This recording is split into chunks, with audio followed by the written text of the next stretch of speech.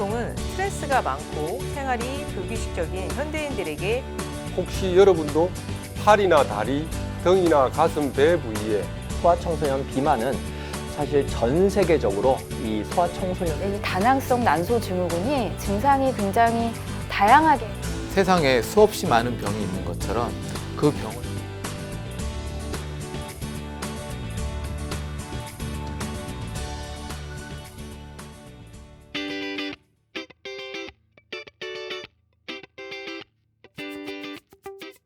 안녕하세요. 건강보감 한의사 이유진 원장입니다. 인류 역사에는 전염병 대란이 주기적으로 반복돼 왔는데요. 이 전염병에 대한 공포감이 심한 이유는 눈에 보이지 않는 실체가 전쟁보다도 더 많은 사망자를 내기 때문입니다.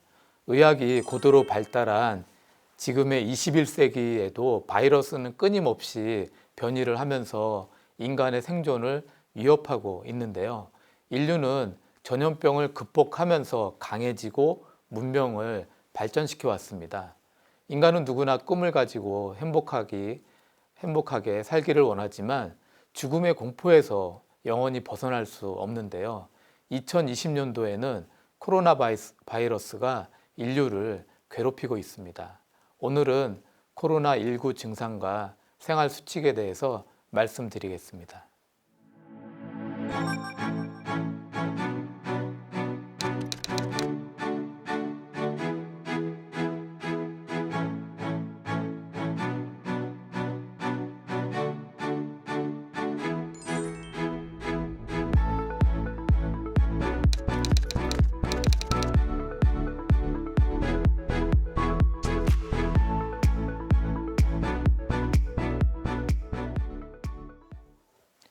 오늘은 코로나19 증상과 생활 수칙에 대해서 말씀드리겠습니다.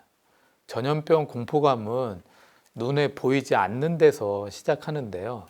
문명이 발달되지 않은 과거에는 그 눈에 보이지 않는 알 수 없는 이유로 사람이 죽어가는 것 때문에 공포감이 더 클 수밖에 없었습니다. 세균과 바이러스의 실체를 알아낸 이후에도 전염병은 공포의 대상인데요. 전염병으로 인한 사망자가 전쟁으로 인한 사망자보다 더 많기 때문에 그렇습니다. 1900년도 초반 스페인 독감으로 인한 사망자가 5천만 명이었는데요. 그 당시 1차 세계대전으로 사망한 사람은 1,500만 명이었습니다. 바이러스는 수없이 많은 변이를 하는데 그 과정에서 인간에게 치명적인 충격을 주는 바이러스로 변이되었을 때 그 결과는 전쟁보다도 참혹한 결과를 가져다 주었습니다. 1900년도 초 한국에서도 스페인 독감이 유행했는데요. 이때 사망자 수가 14만 명이었습니다. 2020년도 코로나19 바이러스가 전 세계를 공포에 떨게 하고 있는데요. 코로나 바이러스는 아데노바이러스, 리노바이러스를 포함해 감기를 일으키는 3대 바이러스 중에 하나입니다. 코로나 바이러스는 이제 RNA 바이러스인데요. 이제 동근 모양의 이렇게 돌기처럼 튀어나온 형태로 왕관의 그 모양을 닮았다고 해서 라틴어의 왕관을 의미하는 코로나로 이름을 붙였습니다. RNA 바이러스는 이제 세포 안으로 바이러스가 침투한 후에 그 바이러스 수를 늘리기 위해서 유전자 복제를 하는데요. 이렇게 복제를 하는 과정에서 돌연변이가 일어날 확률이 DNA 바이러스에 비해서 1000배나 높습니다. 코로나19 바이러스는 19년도 중국 우한에서 처음 발견된 이후에 20년도에 전 세계로 퍼졌는데요. 20년도 9월 현재 전 세계 확진자는 3천만 명에 사망자는 970만 명이나 됩니다. 한국은 20년 9월 현재 확진자가 2만 2천 명에 사망자는 360명입니다. 코로나 바이러스가 변이되는 과정에서 인간에게 치명적인 바이러스로 변했다는 것을 알 수 있는데요. 그 바이러스가 바로 코로나19 바이러스입니다. 세계를 강태한 이 강력한 전염병은 스페인 독감, 아시아 독감, 홍콩 독감, 사스, 신종 인플루엔자, 메르스 등이 있는데요. 코로나19 바이러스도 이 중에 하나입니다.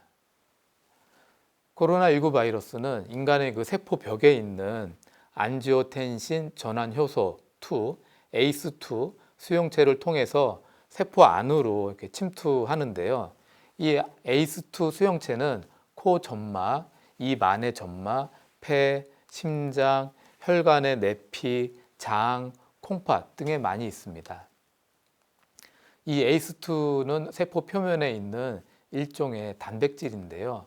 이 단백질에 이제 코로나19 바이러스가 딱 달라붙어서 세포 안으로 침투하면 그 세포는 이제 염증이 생기고 또 바이러스가 진식하게 되고 결국 세포는 파괴됩니다.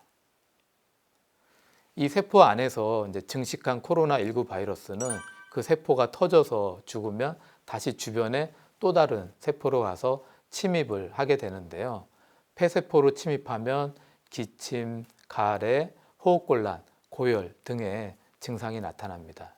또 이 코 점막으로 침투를 하면 콧물, 냄새 못 맡는 증상, 또 입안 점막으로 침투하면 맛을 못 느끼고 또 인후통 증상, 또 이런 심장 세포로 침입하면 가슴의 통증, 어지럼증 등의 증상이 나타나고 또 혈관에 그 세포에 침입을 하면 또 피부가 붓고 또 몸살, 근육통, 또 피부에 빨간 반전, 손발이 붓고 손발 저림 등의 증상이 나타나고요. 또 장의 세포에 침입을 하면 복통, 설사를 일으키고 이 콩팥, 신장으로 침입을 하면 허리의 통증, 소변 장애 등의 증상들이 나타납니다. 중증의 심한 환자의 경우에 코로나19 바이러스는 이 뇌에 혈액 공급을 차단해서 뇌신경세포에 손상을 주고 그 이후로 환청, 환각, 선망 등의 증상을 일으킨다는 보고도 있습니다. 이 선망이라는 증상은요, 언어장애, 기억장애, 행동장애를 나타나는데요. 사람을 못 알아보고 정상적인 대화를 못하고 또 혼잣말을 막 하거나 시간과 장소를 구분하지 못하는 그런 증상들을 말합니다. 그래서 많은 분들이 감기, 독감, 코로나19를 구분하는 방법을 물어보시는데요. 현실은 증상을 가지고 구분하는 것은 너무나 어렵고요. 진단 검사를 꼭 받으셔야 확인할 수 있는 겁니다. 올겨울에는 감기 걸리면 절대 안 돼 라고 말씀들 하시는데요. 감기, 독감, 코로나19 모두 걸리지 않고 조심스럽게 올해는 지내셔야 합니다. 감기는 증상이 처음에는 이제 가볍다가 서서히 심해지는 특징이 있지만 독감은 처음부터 고열이 나고 근육의 통증, 몸살이 심하게 나타나고 또 이게 더 심해지면 일상적인 생활도 어려운 경우가 많습니다. 코로나19는 2주 정도의 그 잠복기, 그 무증상의 증상의 기간을 거치다가 고열, 호흡곤란, 인후통, 또 냄새를 못 맡는 증상 등이 나타나는데요. 감기, 독감, 코로나19는 실제 이 증상들이 서로 비슷하기 때문에 구분하는 것은 어렵고요. 앞으로 이런 독감과 코로나19를 동시에 이를 구분해서 진단해내는 이런 검사 키트가 나온다고 하니까요. 증상이 있으실 때는 검사를 받으셔서 확인하시는 게 가장 중요합니다.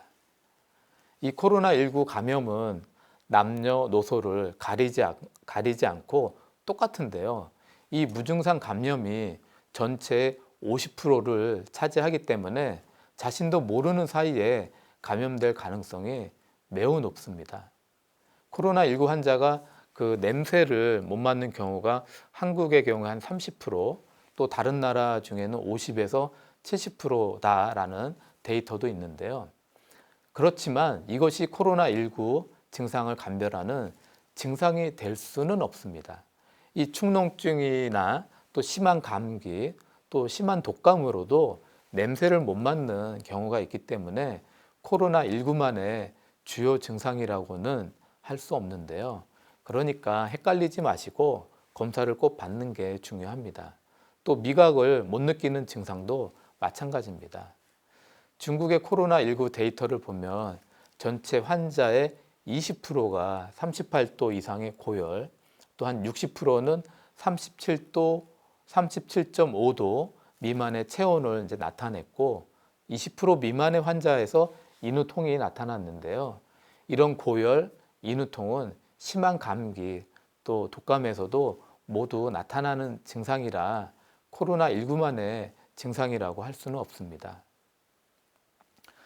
코로나19의 치사율은 WHO에서 59세 이하는 0.5%, 60세 이하는 10%로 이렇게 이야기를 하고 있는데요. 그 연세 드신 분들의 면역력이 약하기 때문에 감염을 더욱더 조심하셔야 하고요. 또 서로 옮길 수 있기 때문에 젊은 사람 또 나이 드신 분 구분 없이 다 같이 조심하셔야 합니다. 바이러스가 몸에 들어오면 처음에는 대식세포, 그다음에 수지상세포 등이 그 바이러스를 딱 잡아먹는데요. 바이러스 숫자가 너무 많으면 잡아먹는 것만으로 모두 해결할 수는 없습니다. 그래서 이제 이 바이러스를 잡아먹은 수지상세포가 이 바이러스가 갖고 있는 그 표식을 T세포에게 이제 전달을 해주는데요. 이 전달받은 이제 T세포 중에 세포 독성 T세포가 이 바이러스에 이제 감염된 세포를 찾아내서 파괴하는 그런 역할을 합니다. 그래서 이런 세포 독성 T세포들은 그랜자임, 퍼포린 같은 화학 염증 물질을 이렇게 쭉 뿜어내서 이 바이러스에 감염된 그 세포의 벽에 구멍을 뚫어서 그 바이러스를 파괴시키는데요. 이때 이제 몸속의 면역 세포들이 수없이 많은 이제 면역 단백질을 뿜어내면서 이제 면역 염증 반응을 촉진하고 일으킵니다. 이때 나오는 면역 염증 단백질이 사이토카인인데요. 이 사이토카인은 인터루킨 1, 인터페론 감마, 인터루킨 17, 인터루킨 6 등 많이 있습니다. 일단 T셀은요, 종류가 되게 여러 가지인데요. 일단은 이제 바이러스 표식을 전달을 받은 T셀 중에는 보조 T셀이라고 있는데 이 보조 T셀이 또 다른 면역세포인 B셀, B세포에게 그 바이러스 표식을 또 전달을 해줍니다.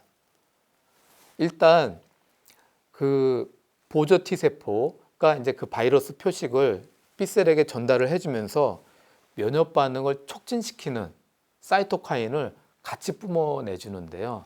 어쨌든 그 전달받은 B셀은 형질세포, 플라즈마 셀로 변하면서 그 바이러스 표식을 찾아내서 공격할 수 있는 면역 단백질을 만들어냅니다. 그래서 이 면역 단백질을 항체, 안티바디라고 부르는데요. 이 항체야말로 GPS가 달린 미사일이라고 할 수 있습니다. 그래서 이 항체는 이제 몸속에 들어온 그 표적 바이러스에 딱 달라붙어서 그 바이러스를 무력화시키고 또 파괴하는 역할을 하는데요. 이렇게 바이러스가 몸속에 들어와서 항체까지 만들어지기까지는 3, 4일에서 일주일 이상의 많은 시간과 기간이 필요합니다. 이렇게 긴 시간 동안 건강한 젊은 사람들은 면역 반응이 잘 작동하니까 쉽게 바이러스를 물리칠 수 있지만 연세가 드신 분이나 당뇨, 고혈압, 면역 억제제를 드시는 자가 면역 질환 환자분들은 몸에 큰 문제가 발생해서 또 이것 때문에 증상이 악화되거나 또 사망할 수도 있습니다. 당뇨병은 이제 혈액의 점도가 높기 때문에 미세혈관이 이제 군데군데 울열이 되고 혈액순환이 안 되는 부위가 또 많아지고 말초혈관 장애가 같이 발생하는데요. 이런 당뇨가 있는 분이 코로나19에 감염이 되면 바이러스가 혈관을 공격하는 특성을 가지고 있기 때문에 엎친 데 덮친 격이 돼서 이 혈관에 관련된 문제가 더 악화돼서 환자분의 그 상태가 빨리빨리 악화되는 경우도 많습니다. 고혈압도 마찬가지고요. 또 면역 억제제를 드시는 루푸스, 쇼그렌 증후군, 류마티스 관절염 같은 자가 면역 환자분들은 평소 면역을 억제해서 그러니까 인위적으로 약물로 면역을 억제해서 면역 기능이 떨어져 있는데요. 이런 경우에 바이러스에 감염이 되면 잘 이겨내지 못하고 환자의 상태가 또 증상이 빨리 나빠질 수밖에 없는 문제가 있기 때문에 더 조심을 하셔야 합니다. 코로나19는 생명, 죽음에 대한 공포감을 극대화시켰지만 더 무서운 것은 경제적인 고통인데요. 모든 분들이 다 그렇지만 대출받아 사업을 하시는 분들은 더 이상 버틸 수 없는 상황이 되어버렸고 또 다니던 일자리를 그만두는 분들도 많아졌습니다. 그래서 경제적인 한계를 벗어나 막 삶 자체가 무너지는 그런 상황이 곳곳에서 벌어지고 있는데요. 빨리 극복이 필요한 상황입니다. 이런 경제적인 손실은 생명에 대한 또 다른 공포감을 주는데요. 코로나19의 공포에서 언제 벗어날 수 있는지 많은 분들이 궁금해 하십니다. 집단 면역이 생기면 코로나19가 끝난다라는 이야기가 많은데요. 집단 면역은 그 사회의 구성원 60에서 70% 정도가 코로나19 바이러스에 대한 면역 항체가 생기는 것을 말하는 겁니다. 한 사람이 코로나19 바이러스에 대한 항체가 생기면 옆에 걸리지 않은 사람한테 방패 역할을 할 수 있다는 건데요. 이제 면역 항체가 생겼기 때문에 바이러스가 이제 들어오면 내 몸에서 그 바이러스를 항체가 제거를 하니까 저를 통해서 옆에 있는 사람한테 전염되는 것을 차단하는 효과가 있기 때문에 감염의 방패 역할을 해준다는 겁니다. 그래서 항체가 생긴 분이 60에서 70%가 그렇게 집단 면역이 생기면 걸리지 않은 사람들에 대한 방패막이 역할을 해주는 사람이 많아졌다는 얘기니까 전염을 차단해 줄 수 있다는 겁니다. 그러나 집단 면역의 리스크도 있는데요. 연세 드신 분들하고 기저질환 환자들한테는 이게 큰 문제가 될 수도 있습니다. 전 세계 인구가 지금 77억인데요. 60%인 46억 명이 감염이 되고 그 다음에 치사율이 5%니까 2억 3천만 명이 사망을 해야 집단 면역이 생긴다는 건데요. 사망자의 대부분이 연세 드신 분과 기저질환 환자일 수밖에 없다는 것이 크나큰 리스크인데요. 집단 면역의 개념은 어쩌면 굉장히 큰 손실을 각오해야 한다고 생각합니다. 스웨덴이 집단 면역을 시도했었는데요. 20년도 9월 현재 항체 형성 비율이 스웨덴의 스톡홀름이 7.3%, 미국의 뉴욕이 24.7%, 영국의 런던이 17%, 스페인 국민 전체의 5%, 일본 도쿄의 0.1%, 한국은 전체 국민의 0.07%가 항체가 있는 것이 확인이 됐습니다. 그렇다면 이 상황에서 앞으로 계속 집단 면역을 시도한다면 앞으로도 사망자가 계속 많이 나와야 하는 문제가 있다는 겁니다. 흩어지면 살고 뭉치면 죽는다는 말이 유행인데요. 코로나19 같은 전염병이 창궐할 때 가장 중요한 말인 것 같습니다. 코로나19는 비말 감염을 통해 감염되는 것으로 알려져 있는데요. 모 가게에서 차를 이제 마스크를 벗고 마시던 손님은 굉장히 많은 수가 감염이 되었고 거기서 일하던 직원들은 마스크를 벗지 않고 일을 하다 보니까 그 마스크를 썼던 직원들은 감염이 안 된 사례가 있었습니다. 마스크를 쓰는 것이 가장 큰 예방법이고요. 사람 많은 곳에 가는 거 조심하시고 손을 자주 소독하는 것이 중요하다라고 할 수 있습니다. 오늘은 코로나19의 증상과 생활수칙에 대해서 말씀드렸고요. 평소 면역관리 잘 하셔서 건강한 삶을 유지하시길 바랍니다.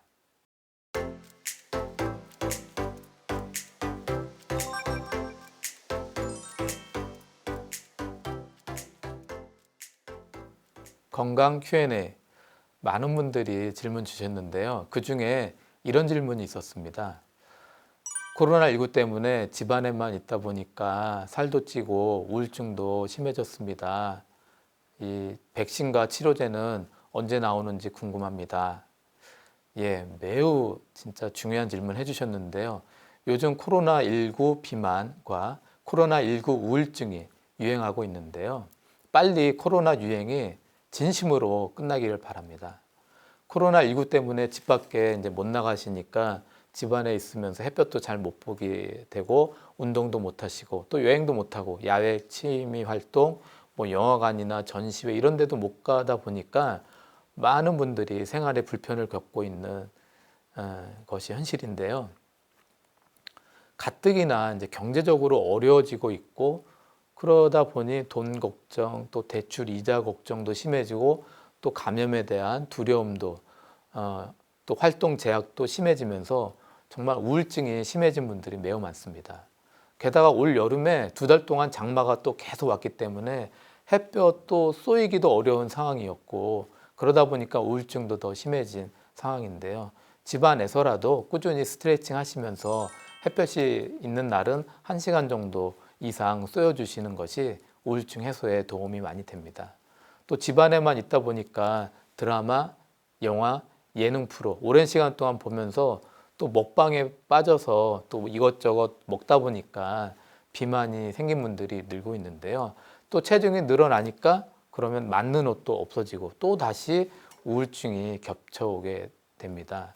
그래서 평소보다 체중이 좀 늘었다 싶으시면 하루에 한 끼 정도는 식사를 좀 안 하시고 몸속의 지방을 한 끼 식사다 생각하시고 간헐적 단식을 하시는 것도 좋은 방법입니다. 우리가 이제 한 끼 안 먹었을 때 배고픔이 있잖아요.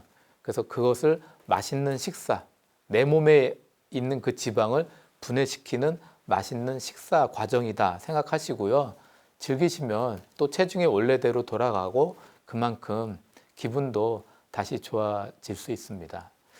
이 백신이 만들어지면 이제 코로나19의 유행을 막을 수 있는 굉장히 중요한 계기가 되는데요. 사실 하나의 백신이 만들어지는 데는 5년에서 9년 정도의 긴 시간이 필요합니다. 그래서 임상 1상, 2상, 3상의 과정을 거쳐야 하는데요. 임상 1상은 이제 건강한 사람 한 20명에서 80명을 대상으로 이렇게 실시를 하고 1, 2년 정도의 기간이 필요한데 성공률이 한 20% 정도 되는 걸로 알려져 있습니다.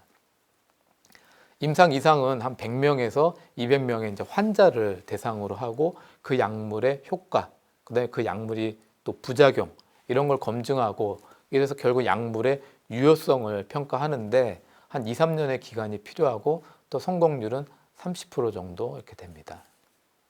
또 임상 3상은 이제 수백 명에서 수천 명의 환자를 대상으로 장기간 이 약물 투여했을 때 안전성이 있는가, 그래서 이제 확실한 그런 증거들을 수집하는데요. 2년에서 4년의 기간이 필요하고 성공률은 한 60% 정도 됩니다. 이런 과정을 통해서 약물을 또 사용하고 나면 또 실제 사용하고 나서 그 이후에도 사후 조사를 해서 그 약물이 효과가 정말 있는지 부작용은 또 어떤 것이 있는지를 또 재확인하는 과정이 있습니다. 인간에게 감염을 일으키는 병체가 한 800개 정도로 알려져 있는데요. 이 중에 백신이 만들어진 거는 한 27개 정도 됩니다. 코로나19 바이러스는 이제 변이가 심해서 백신을 만드는데 어려움이 있는데요. 일단은 그렇다 해도 백신 자체가 만들어져야 코로나19에 대항을 할 수가 있습니다. 백신은 안정성, 효능, 접종 시기, 가격, 접종 수단 등을 모두 고려해야 하는 종합예술이다라고 표현하는데요. 현재 많은 외국 제약회사에서 백신을 공급할 거라는 뉴스가 나오고 있고 한국 회사에서도 백신을 개발하고 출시를 목표로 하고 있다고 알려져 있습니다. 매우 빠른 기간 안에 백신이 나온다는 것은 의학적으로 어려운 점이 많은데요. 꼭 성공해서 코로나19를 극복하는 큰 계기가 되길 바랍니다. 코로나19 치료제 개발도 많은 제약 바이오 회사에서 연구, 개발하고 있는데요. 이중 치료 효과가 뛰어난 것은 혈장 치료제로 알려져 있습니다. 코로나19에 감염된 뒤에 완치가 되면 면역항체가 생기거든요. 그런 분들의 그 혈장에서 그 면역항체를 추출을 해서 이걸 농축해서 치료제로 사용하는 건데요. 코로나19에 감염된 분들에게 이 면역항체를 투여를 하면 코로나19 바이러스를 퇴치하는 효과가 있다는 겁니다. 단점은 대량으로 생산하는 것이 어렵다는 겁니다. 평소 면역 관리 잘 하시고요. 빠른 시기에 코로나19를 극복해서 우리 모두 정상의 삶으로 되돌아가길 기원합니다.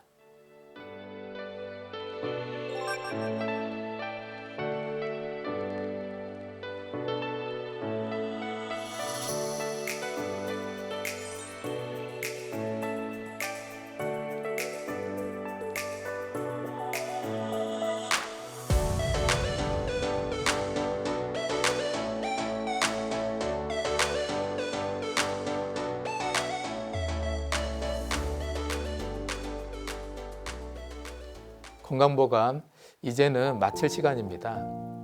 코로나19의 바이러스에 감염됐다가 완치된 분들이 이제 많아지고 있는데요. 그분들이 후유증으로 고생하는 분들이 많다는 보고가 있습니다.